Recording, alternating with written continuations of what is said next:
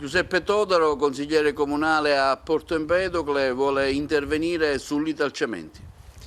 Sì, è una situazione questa delle talciamenti che vede ahimè protagonista la città di Porto Empedocle per la chiusura dello stabilimento. Innanzitutto vorrei esprimere la piena solidarietà alle famiglie di questi lavoratori che oggi perderanno il lavoro da qui a qualche mese.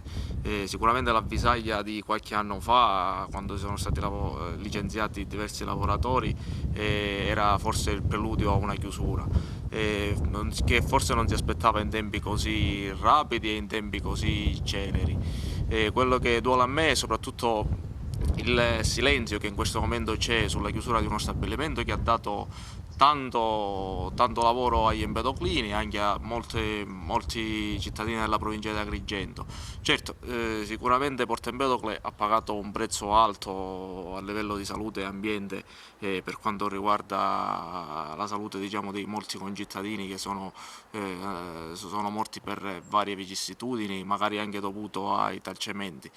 E quindi quello che adesso bisogna chiedere con forza alla politica locale, alla politica nazionale, alla politica regionale, deve chiedere con forza è la bonifica dell'area da parte dell'azienda, che non può lasciare un'area così grande e così vasta con un terreno, diciamo così, con i ruderi pronti molto fatiscenti. Sicuramente lo deve lasciare in condizioni buone per un eventuale insediamento industriale in futuro. Si era parlato di un possibile recupero di questi lavoratori attraverso un'offerta che era arrivata da un'azienda agrigentina relativamente a un probabile serbatoio per eventuali rifiuti che si potevano utilizzare. Sì, c'è un progetto da parte di un'azienda del luogo che prevede praticamente il riempimento di una cava che ha confine tra il territorio di Agrigento e Porto Empedocle. Ad oggi diciamo, questo progetto è fermo negli iter burocratici del comune.